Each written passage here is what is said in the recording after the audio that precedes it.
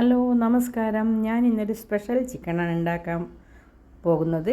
പെട്ടെന്ന് ഗസ്റ്റൊക്കെ വന്നാൽ ഉണ്ടാക്കാൻ പറ്റുന്ന വീട്ടിലുള്ള സാധനങ്ങൾ വെച്ചിട്ട് മാത്രം ഉണ്ടാക്കുന്നതാണ്. അതിന് കുറച്ച് ഗ്രാമ്പ്, പട്ട, കുരുമുളക്, ചുവന്ന മുളക്, പെരിഞ്ജീരകം, ജീരകം, അണ്ടിപ്പരിപ്പ് ഇത്രയും ഇട്ട് നല്ലപോലെ വറുത്തെടുക്കാം.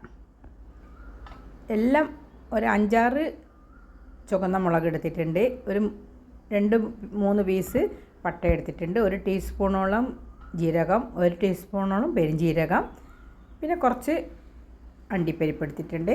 ഇപ്പോൾ ഇത് വറുത്ത് വന്നിട്ടുണ്ട്. അതിനൊരു മിക്സീൻ്റെ ജാറിലേക്ക് ഇട്ടിട്ട് പൊടിച്ചിട്ട് വെക്കാം.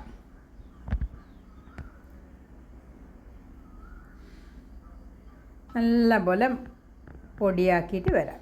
ഇത് നല്ലപോലെ പൊടിയാക്കിയിട്ട് വന്നിട്ടുണ്ട്. ഇനി അതവിടെ കിടക്കട്ടെ.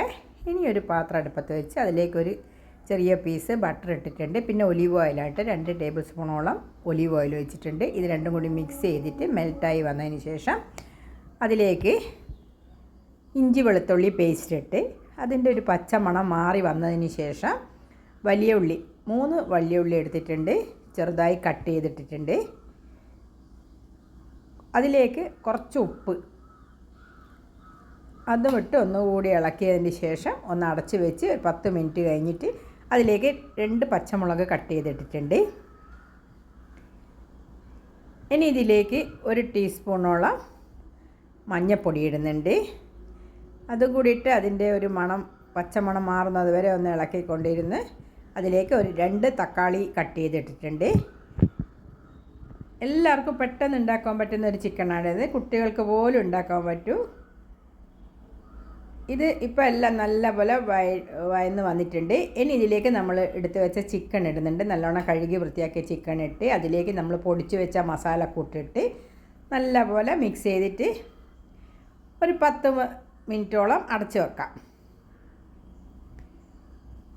എല്ലാ പൊടികളും ഇട്ട് നല്ലപോലെ മിക്സ് ചെയ്ത് വെച്ചിട്ടുണ്ട്.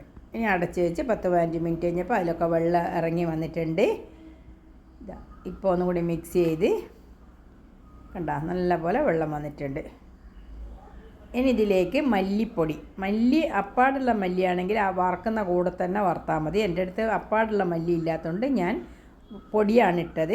ഇനി മിക്സീൻ്റെ ജാറ് നമ്മളൊന്ന് കഴുകി ആ വെള്ളം കൂടി ഇതിലേക്ക് ഒഴിച്ച് നല്ലപോലെ തിളക്കട്ടെ. ഇപ്പം നമ്മൾ ആദ്യം ലേശം ഉപ്പ് ഇട്ടിട്ടുള്ളൂ. ഇപ്പം നമുക്ക് നോക്കിയിട്ട് ഉപ്പ് കുറച്ചുകൂടി ആവശ്യമുണ്ടെങ്കിൽ ഇടാം. ഞാനിപ്പം കുറച്ച് ഉപ്പ് ഇട്ടിട്ടുണ്ട്. ഇനി ഇതിലേക്കൊരു ക്യാപ്സിക്കം കട്ട് ചെയ്തിട്ടിട്ടുണ്ട്.